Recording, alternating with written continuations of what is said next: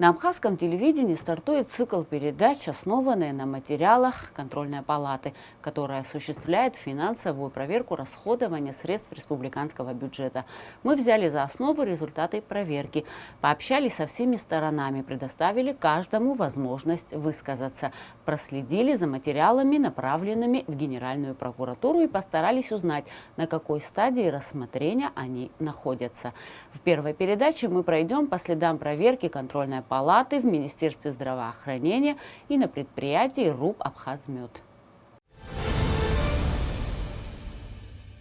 4 года назад на основании годового плана за 2017 год и распоряжения председателя Контрольной палаты в Министерстве здравоохранения провели контрольное мероприятие на предмет эффективности и целевого использования выделенных бюджетных и полученных внебюджетных средств Минздравом Абхазии и подведомственными учреждениями. По завершении проверки, которая охватил 2015-2016 годы, составлен соответствующий акт. Из него следует, что в Министерстве здравоохранения за этот период инспекторы Контрольной палаты выявили нарушения, которые они квалифицировали как неэффективное использование бюджетных средств.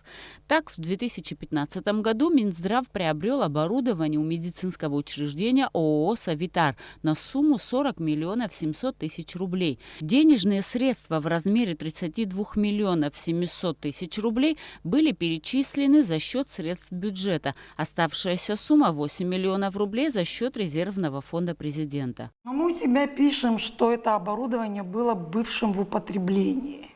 Но на тот момент оно было приобретено, и оно было бывшим в употреблении.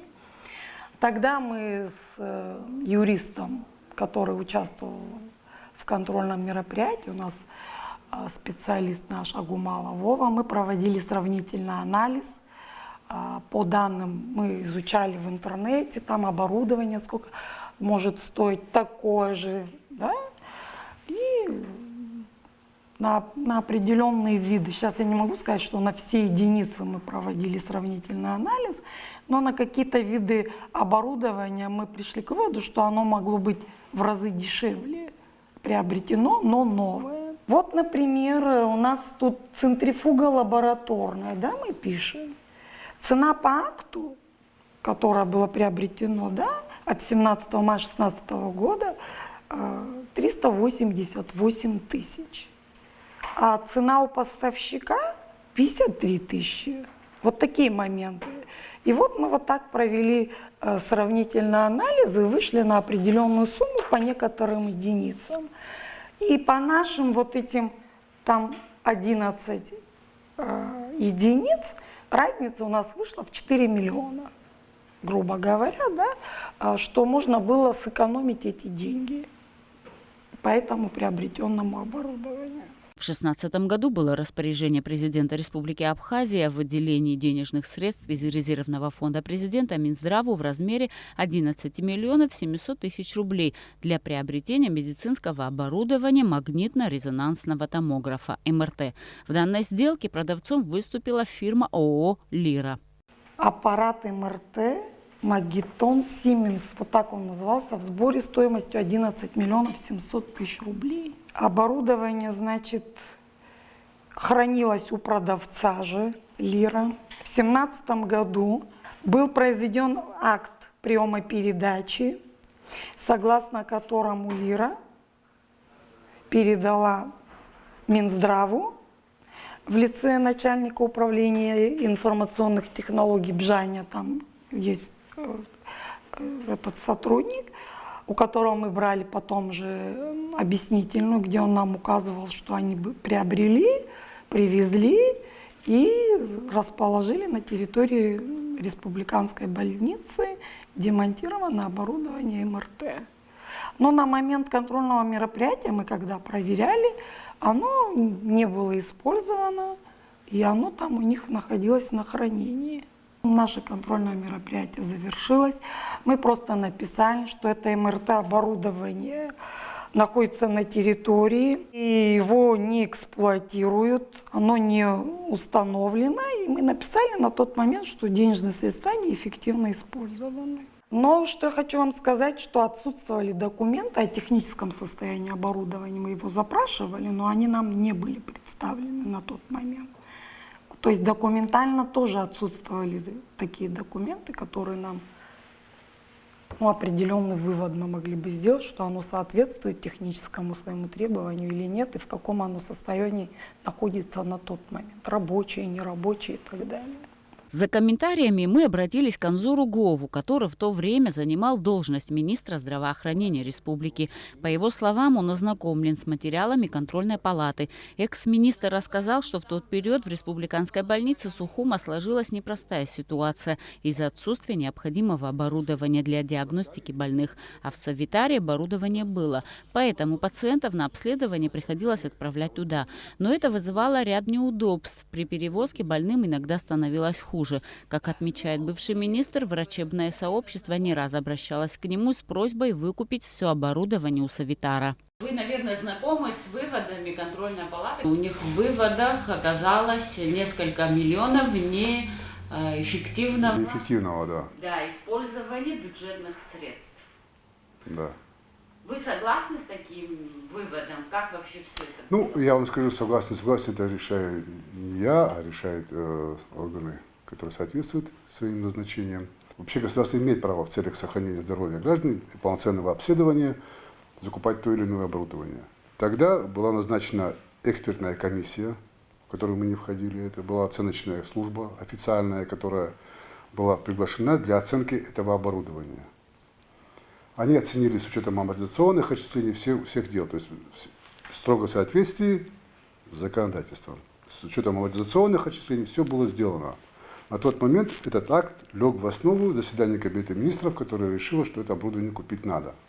Потом этот документ лег в основу заседания сессии парламента Республики Абхазия, которая выделила финансовые средства на покупки этого оборудования. Когда это было решено все так, то есть Минздрав на основании распоряжения Кабинета министров и парламента это оборудование оплатил, оно пришло, мы отдали республиканской больнице. По учету, то есть в строгом соответствии с наименованием и общей ценой мы это сделали, потому что есть структуры, которые это оценивали. Но в акте контрольной палаты указано, что некоторые мы брали. Подождите, на тот момент вот даже МРТ не было документов сопроводительных о техническом состоянии аппаратуры. Все работало, и когда была инвентаризация, по-моему, в конце 2018 года, полностью все было в наличии. Почему не установлено? Я вам скажу, что я вот в 2017 году после операции на сердце подал в отставку. Было то, чтобы установить его в республиканской больнице, надо было построить просто помещение. Но финансовых средств не хватало, я думаю, что из-за этого только.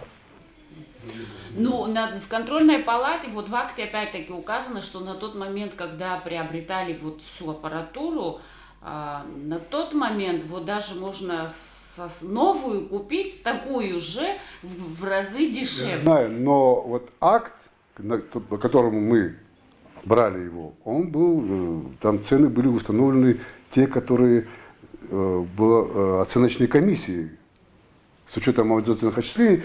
Может быть, в этом акте, я так думаю, что не те цены установлены, это, может быть, просто там опечатка была, но на самом деле акт, который проходил, он был установлен Кабинетом министров и парламентом.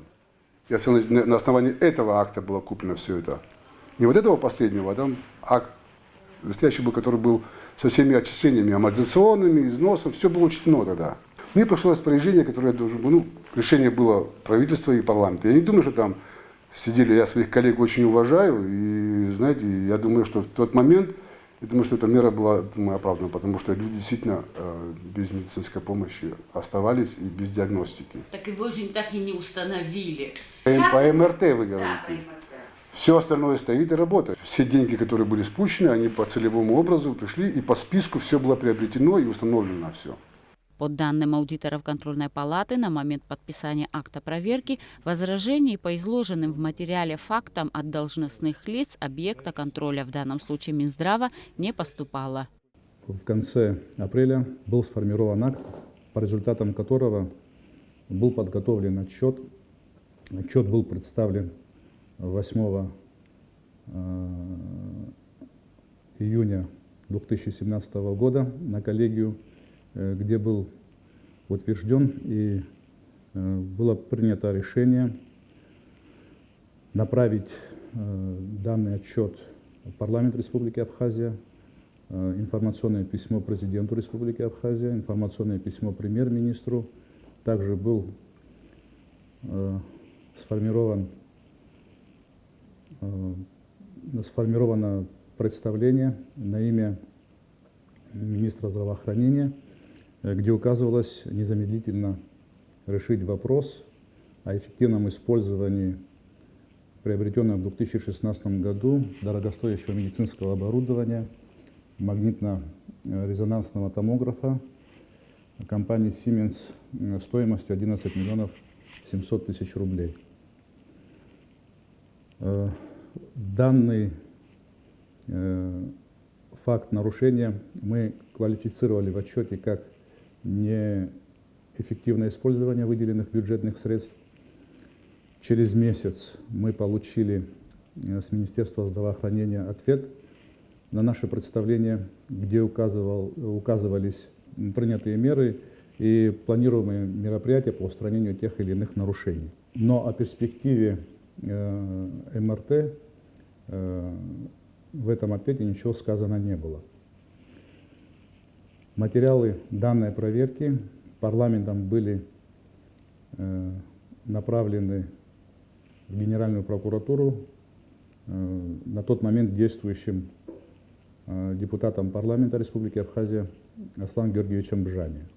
Как стало известно нашей съемочной группе, магнитно-резонансный томограф, который был куплен за 11 миллионов рублей, передан Гальской центральной больнице. Для того, чтобы узнать, установили его или нет, мы побывали в Гале. Как оказалось, дорогостоящее оборудование до сих пор стоит в контейнере во дворе медучреждения. По словам главврача Астамура Гамгия, на момент его назначения в августе 2020 года контейнер уже находился на территории больницы. Он разузнал, что в 2017 году по акту приема передачи МРТ направили в Гальское ЦРБ, и летом 2018 года он был доставлен. В первых дней моего назначения, это было 10 августа, я сразу же обратил внимание на то, что контейнер не был опечатан. На нем висел обычный навесной замок. Крыша контейнера была натянута брезентовым тентом.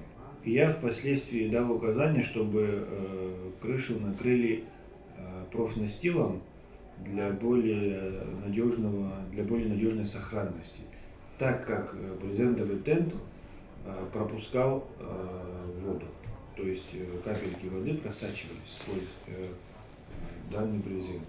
В контейнере находится, это я со слов моего заместителя по административно-хозяйственной части, сужу, что в нем находится магнитная катушка и два оборудования прямоугольной формы белого цвета. Их предназначение пока мы не знаем. Все комплектующие МРТ аппарата находятся в городе Сухум. И по акту приема передачи, хотя и подписан, но не весь набор к нам поступил.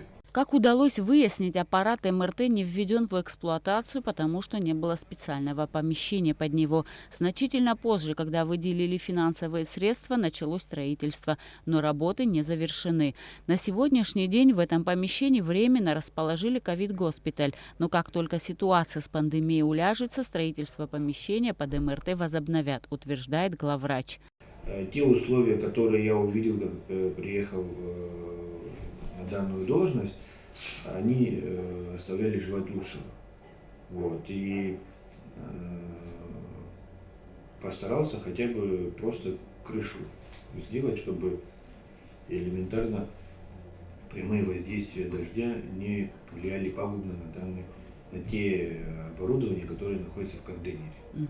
Учитывая, что данный аппарат очень длительное время стоит в условиях, которые не совсем соответствуют условиям хранения по технике эксплуатации, плюсом не все комплектующие находятся на территории ЦРБ, я планирую создать комиссию, в которую будут входить инженера, компетентные в данной сфере, которые мне ответят на вопрос, есть ли смысл в его установке, или он уже не пригоден к дальнейшему действию. И если они такое заключение дадут, тогда смысла его устанавливать нет. Будет ли работать сверхчувствительное дорогостоящее оборудование после многолетнего хранения в ненадлежащих условиях, то есть практически под открытым небом? На этот вопрос ответят только специалисты, которые возьмутся его подключать.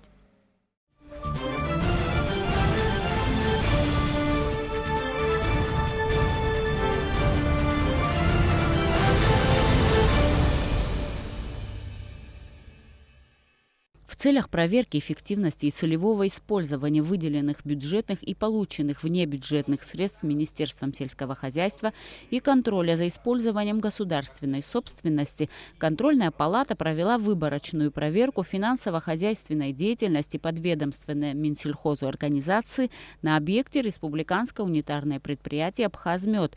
Период проверки охватил второе полугодие 2017 года по первое полугодие 2019 года. Согласно акту, составленному инспекторами по завершении проверки, выявлены нарушения, в частности, закона о бухгалтерском учете, но и не только. Первое, что является, это ненадлежащий бухгалтерский учет, который, кстати говоря, наверное, и приводит к таким негативным последствиям. Но что касается сумм нарушений и какого они были характера, РУП «Абхазмет» без оправдательных документов приобрел мед на общую сумму 5 миллионов 162 тысячи рублей за проверяемый период. И в частности, все сделки были оформлены в рамках закупочных актов. Эта сумма именно то, что мы посчитали без оправдательных документов. У лиц, с которыми заключались, были совершены данные сделки в виде закупочных актов, срок действия паспорта в нарушении нашего законодательства, он был просрочен.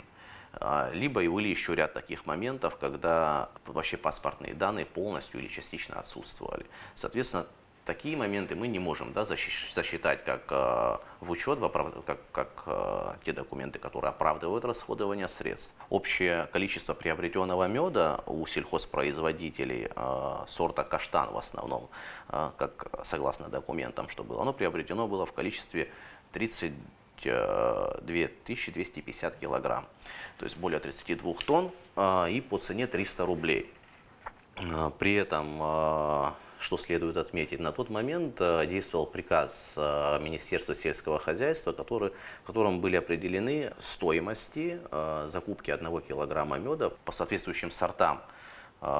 Значит, где максимальная сумма за килограмм меда была определена как именно сорта каштан 240 рублей за килограмм.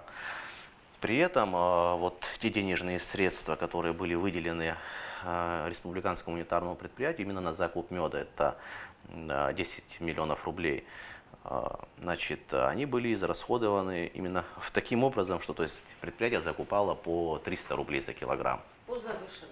По завышенной цене. Соответственно, что нами и было установлено, мы это квалифицировали как перерасход в рамках приобретения меда на сумму 1 917 000 рублей. Она была как раз вычислена исходя из разницы цены на мед, то есть 300 и 240, если мы возьмем и количество меда, которое закупалось. Соответственно, данная сумма именно усматривалась нами как нецелевое использование бюджетных средств. На момент проведения контрольного мероприятия общая сумма выделенных бюджетных средств, включая стоимость объекта в РУП «Абхазмет», составила более 50 миллионов рублей. По балансовым данным за проверяемый период доход предприятия составил 313 тысяч рублей, расход 4 миллиона 890 тысяч рублей, а убыток составил около 5 миллионов рублей. Аудиторы контрольной палаты квалифицировали это как неэффективное использование государственного имущества. Согласно отчету руководством РУП «Абхазмет», нанесен ущерб предприятию на общую сумму 3 миллиона 554 тысячи рублей. Из 50 миллионов надо еще отметить что. То есть 50 миллионов это в том числе и сам завод по производству меда с его оборудованием. То есть, чтобы завод, кстати говоря, был сдан, точнее, строителем, да, там была задействована строительная фирма, Домстрой, значит, согласно актам выполненных работ, в 2016 году, да, будем говорить, последние акты были сданы, то есть когда предприятие его сдало. Но приемочные комиссии для сдачи в эксплуатацию, да, и членами комиссии объект был принят лишь в июне 2018 года. Это он был утвержден уже, то есть по решению премьер-министра. Соответственно, вот он и был передан в 2018 году.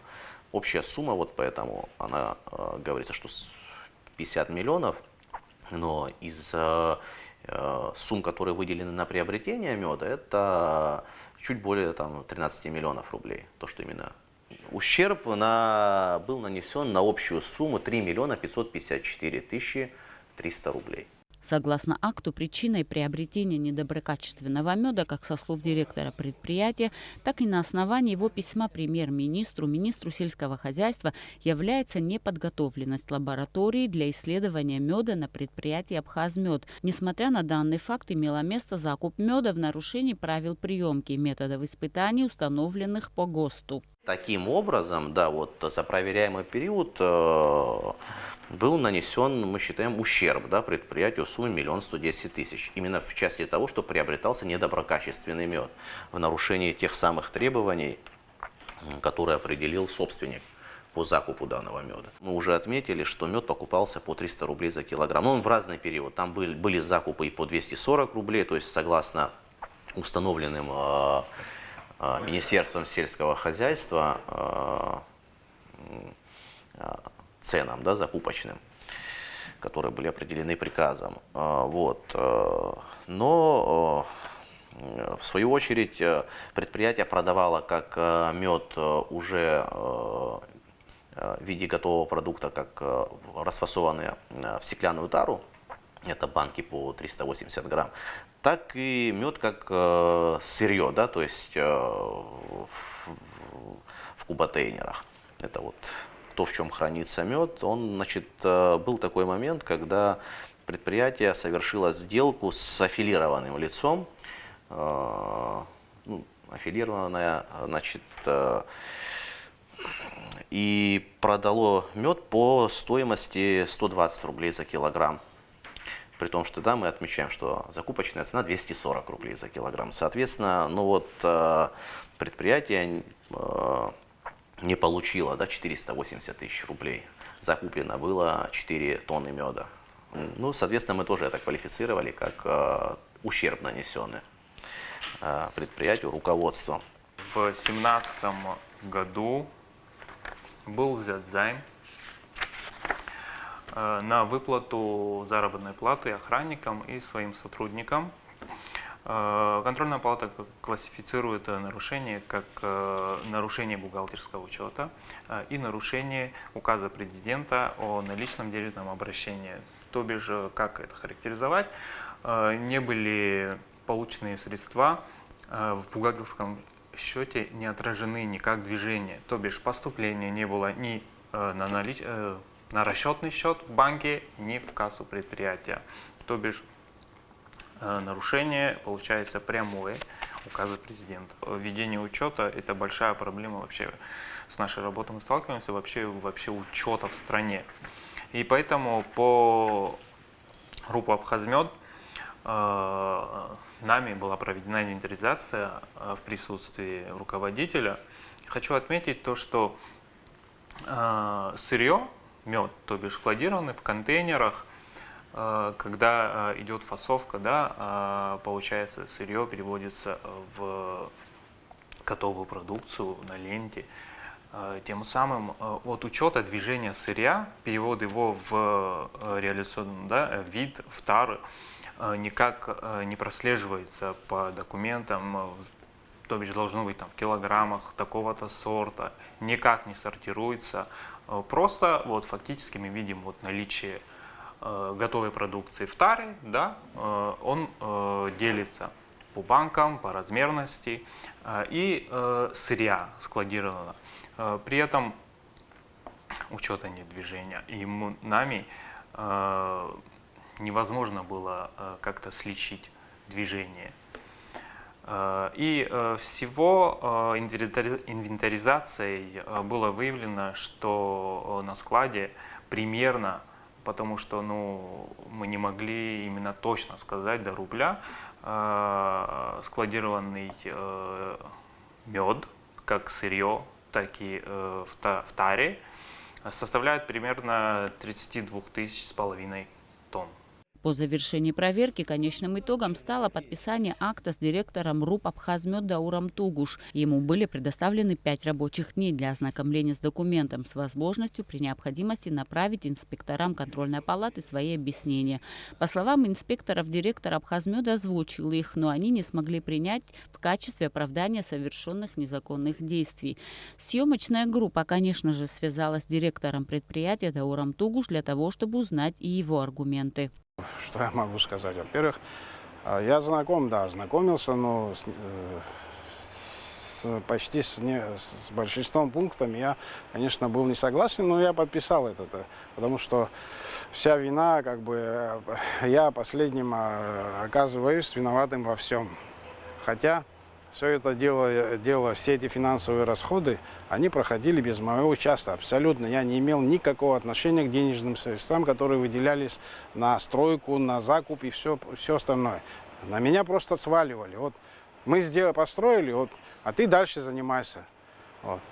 И изначально, когда еще завод даже не был запущен, закуп меда на 10 миллионов было произведено у крестьян по 300 рублей за килограмм. Этот вопрос решался самими крестьянами. Они пробивали этот вопрос через правительство. И они, в принципе, они за свой труд хотят получить стоимость своего труда. Но в тот момент, конечно, у нас не было никаких контрактов, никаких договоров, намерений. И вообще близкое что-то у нас не было ни с кем, ни с одним предприятием. Мы не имели места сбыта, куда этот мед сбывать, тем более купив его по 300 рублей. Цена меда была установлена Министерством сельского хозяйства от 200-220 рублей там. Ну вы купили по 300 рублей. По 300 рублей я не покупал, во-первых, это дал добро тогдашний премьер-министр. Это он лично, публично выступил перед народом и сказал: я вам отдаю по 300 рублей, не переживайте. Я не имел никакого отношения. И в тот день, когда прием меда производилось, я вообще не знал. Меня в этот день позвали и посылают на завод: иди, говорит, принимай мед. Но в конечном итоге ответственность-то на вас лежит там. Какая ответственность? Моя ошибка, в том, что я согласился и подписался на это все. Но я думал, что соответствующие бумаги будут подложены и министрам, и премьерам, что и как было куплено, как было произведено все это. Ни одной бумаги нету. То письмо, которое я написал, что мед производится по завышенной цене закуп меда, это письмо было разорвано и выброшено. То есть ни одного подтверждающего документа со стороны правительства и министерства не было подложено.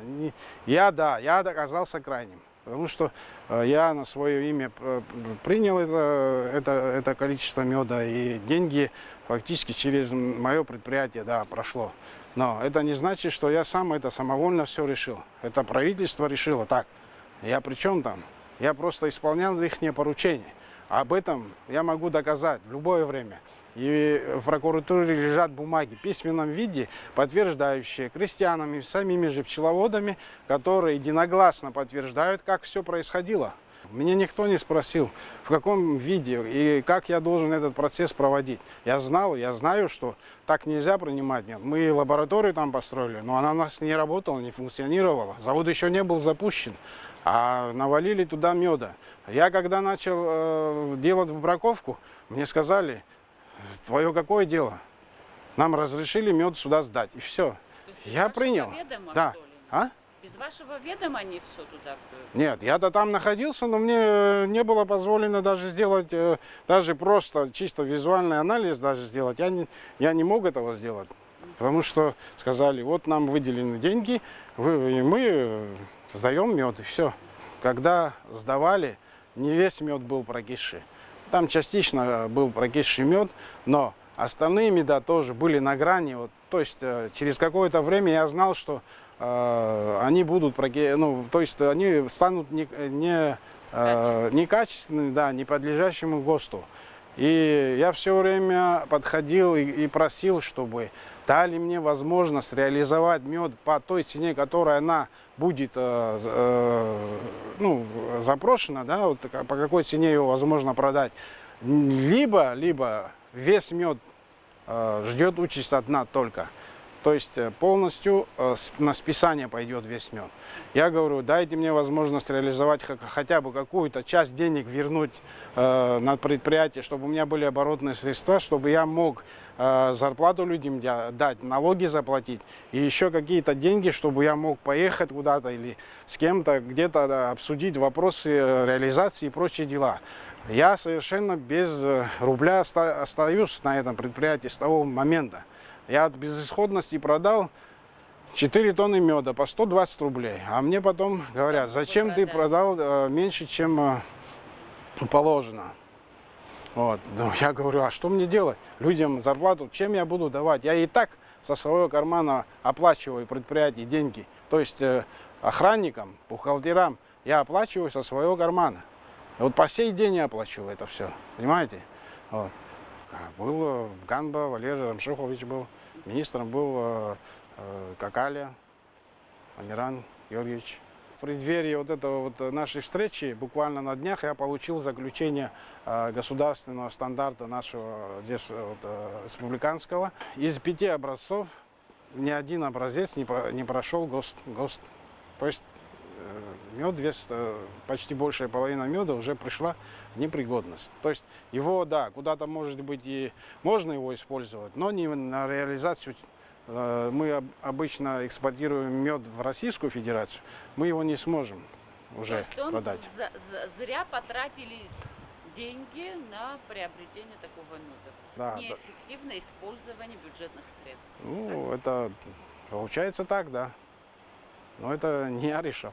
Коллегия контрольной палаты квалифицировала эти нарушения как нецелевое использование бюджетных средств и единогласно приняла решение направить материалы в Генеральную прокуратуру, а также Министерству сельского хозяйства были направлены соответствующие рекомендации и предложения для устранения выявленных нарушений. Специфика работы унитарных предприятий чуть-чуть отличается от деятельности иных коммерческих организаций, так как это государственные предприятия, и на них распространяются особые правила, например, при заключении сделок аренды, займа или сделок с аффилированными лицами. Так, РУП «Абхазмед» осуществил такие сделки, например, договор купли-продажи как на продажу меда, так и на приобретение куботейнеров с аффилированными лицами. Также он заключил договор займа без согласования собственника имущества. Эти нормы присутствуют в законе об унитарных предприятиях. И в частности, это касается в данной ситуации не только РУП «Абхазмед», но и в большинстве случаев, когда осуществляются контрольные мероприятия деятельности унитарных предприятий. Но данные нарушения серьезные, потому что все эти сделки по Гражданскому кодексу, они уже считаются недействительными. И все эти материалы уже по решению нашей коллеги отправляются в первую очередь в парламент, как подотчетно. И было принято решение отправить материалы в Генеральную прокуратуру. Но по сей день ответа от Генеральной прокуратуры нам не поступило. И также было направлено представление Министерству сельского хозяйства, так как он является собственником имущества данного унитарного предприятия. Но ответ также не поступил. Вот ждем ответа и в дальнейшем уже посмотрим, какие действия с нашей стороны будут предприняты.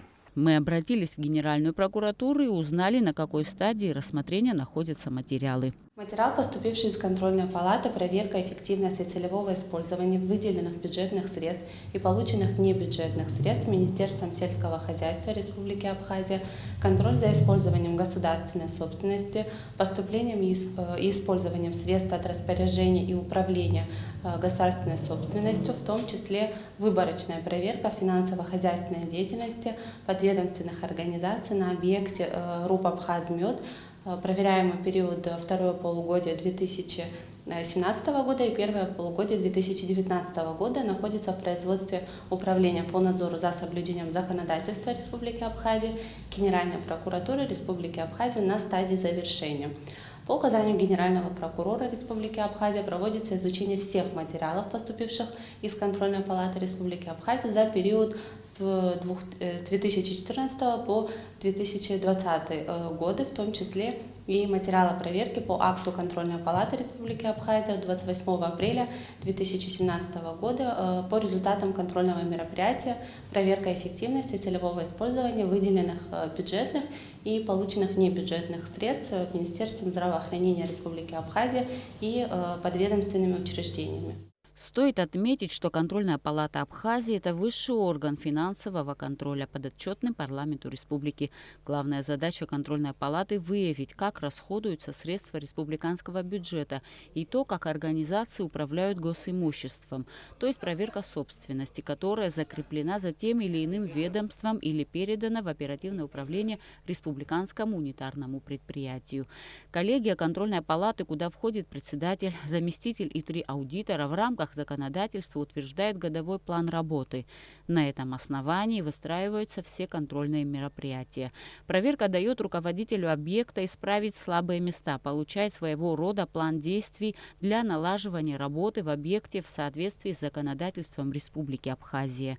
Все материалы по итогам проверок находятся в свободном доступе на официальном сайте Контрольной палаты.